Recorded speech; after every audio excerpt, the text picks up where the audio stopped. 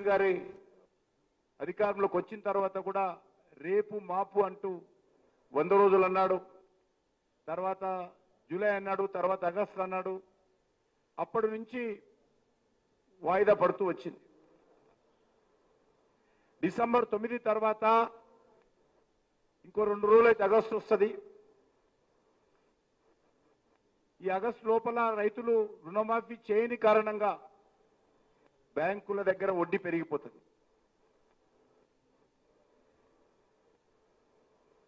రైతులు డిఫాల్టర్ కింద కూడా ఈరోజు చాలా మంది రైతులకు భవిష్యత్తులో రుణాలు వచ్చే అవకాశం కూడా లేదు. సకాలంలో రైతులు రుణం చెల్లించని కారణంగా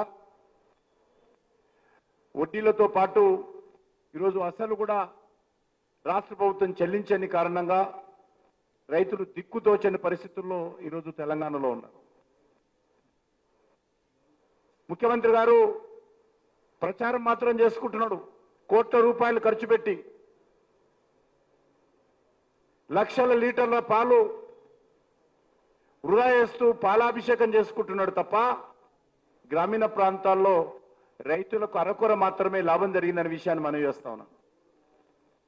కాబట్టి అందుకే ఈరోజు భారతీయ జనతా పార్టీ తెలంగాణ రైతులకు విజ్ఞప్తి చేస్తా ఉంది.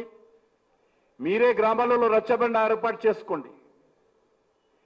మీ రచ్చబండలో ఎవరెవరికి అప్పులున్నాయి, ఎవరికి వచ్చింది, ఎవరికి రాలేదో వివరాలు తయారు చేసి పంపించాల్సిందిగా రాష్ట్ర రైతులందరినీ కోరుతా ఉన్నాను. కాపీ ఒక ముఖ్యమంత్రి గారికి పంపండి, ఒక కాపీ బీజేపీ రాష్ట్ర కార్యాలయాన్ని కూడా పంపించాల్సిందిగా రైతులను కోరుతా ఉన్నాను. ఈరోజు రైతులు అనేక రకాలుగా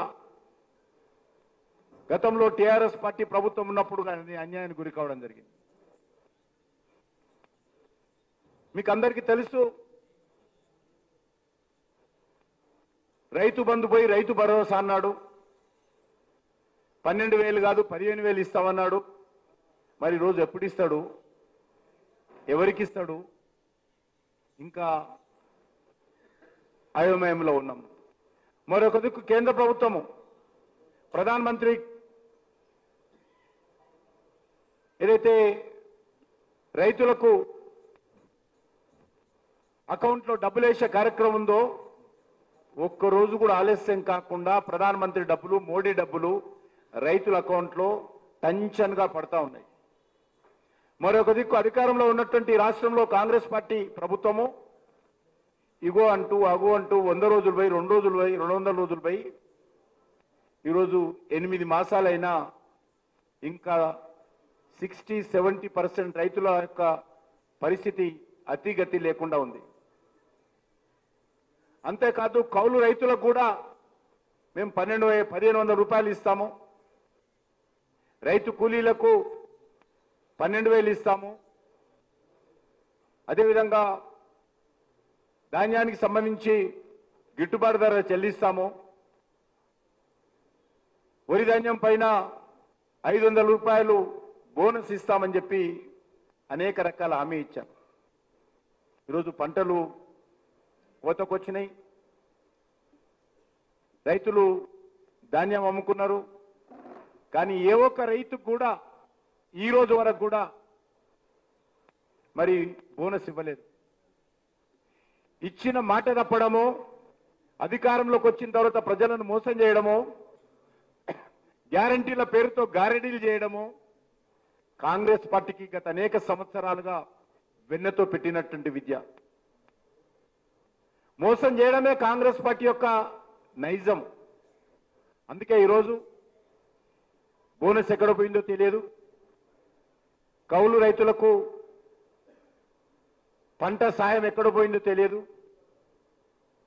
రైతు కూలీలకు 12,000 సాయం ఎక్కడ పోయిందో తెలియదు, రైతులకు సంబంధించి రైతు భరోసా ఇంతవరకు అందలేదు. ఈరోజు ఈ రకంగా చెప్పుకుంటూ పోతే ఈ ప్రభుత్వము మరి అన్ని రకాలుగా తెలంగాణ ప్రజలను మోసం చేసింది.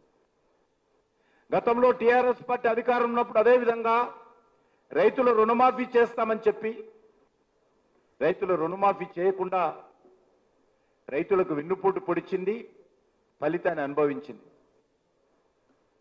ఈరోజు తెలంగాణ రైతును కూడా నేను ఈ సందర్భంగా విజ్ఞప్తి చేస్తా ఉన్నాను. కాంగ్రెస్ పార్టీని ప్రశ్నించాల్సిన అవసరం ఉంది. కాంగ్రెస్ పార్టీ నాయకులను ప్రశ్నించాల్సిన అవసరం ఉంది. రైతులు సంఘటితం కావాల్సినటువంటి అవసరం ఉంది. ఈరోజు అనేక రకాలుగా మరి ఈ యొక్క రైతుల రుణమాఫీ పైన రైతుల్లో ఆందోళన వ్యక్తమవుతా ఉంది, అనుమానాలు వ్యక్తమవుతా ఉన్నది, విశ్వాసం తగ్గుతా ఉంది. మేము బ్యాంకులకు రుణం కట్టలేదు, తీసుకున్న తర్వాత డిసెంబర్ నుంచి ఆయన చెప్పింది అక్టోబర్లో చెప్పాడు. అక్టోబర్ నవంబర్లో మాకు ఎన్నికల ప్రచారంలో చెప్పాడు. డిసెంబర్ 9న మా ప్రభుత్వం వచ్చిన తర్వాత సోనియమ్మ జన్మదినం రోజు రైతుల రుణమాఫీ చేస్తామని. మరి అది 2024 డిసెంబర్ 9 లేక గత సంవత్సరం 2023 డిసెంబర్ 9 లేకపోతే 2028 డిసెంబర్ 9 అది మాత్రం చెప్పలేదు. గత సంవత్సరం న్యాయంగా గత సంవత్సరం అయినటువంటి డిసెంబర్ 9నే రైతుల రుణమాఫీ జరగాలి. ఈరోజు ఆలస్యమైంది. ఆయన ఊరూరు తిరిగి దేవుళ్ళ మీద దేవతల మీద ఒట్టేసి నేను చేస్తా అని ఈరోజు మరి కంటి తుడుపు చర్యగా నామమాత్రంగా ఈ యొక్క రైతుల రుణమాఫీ చేస్తా ఉన్నారు. రైతులకు సంబంధించి ఇతర హామీలన్నింటినీ కూడా గాలికి వదిలేశాడు. ఈరోజు ఈ ప్రభుత్వము ఇటీవల ప్రవేశపెట్టినటువంటి బడ్జెట్లో కూడా అన్ని రకాలుగా ప్రజలకు ఇచ్చినటువంటి హామీ మీద మరి మోసం చేయడం జరిగింది. వారు సోనియా గాంధీ సంతకంతో తెలంగాణలో ప్రతి కుటుంబానికి ఒక ఉత్తరం పంపారు. 6 గ్యారెంటీలు 100 రోజులు అమలు చేస్తాము, మా ప్రభుత్వం వస్తుంది కాబట్టి మీరందరూ కూడా కాంగ్రెస్ పార్టీని ఆశీర్వదించండి, చేయి గుర్తు కోటే అని చెప్పి సోనియా గాంధీ గారు తెలంగాణలో ఉన్నటువంటి ప్రతి ఇంటికి ఒక ఉత్తరం పంపింది. మరి ఈరోజు సోనియా గాంధీ గారు ఈ యొక్క ఇచ్చినటువంటి 6 గ్యారెంటీల అమలులో ఎందుకు మరి ఈరోజు చొరవ చూపడం లేదో తెలంగాణ సమాజం ప్రశ్నిస్తుందని మనం చేస్తా ఉన్నాం. ఇటీవల ప్రవేశపెట్టినటువంటి బడ్జెట్ మరి పూర్తిగా ప్రజలను మభ్యపెట్టేటువంటి బడ్జెట్గా ఉంది. గురువింద గింజ సామెతగా ఉంది, మసిపూసి మారకాయ చేసినట్టుగా ఉంది. ఈరోజు చూస్తా ఉన్నాం. ఆ రోజు అనేక రకాలుగా ఈ ప్రభుత్వం ఈ రకంగా మేనిఫెస్టోలు ప్రకటించి ప్రతి ఓటర్కు పంపించడం జరిగింది. మరి ఎక్కడ పోయిందని అడుగుతా ఉన్నాం. ఇచ్చినటువంటి హామీలు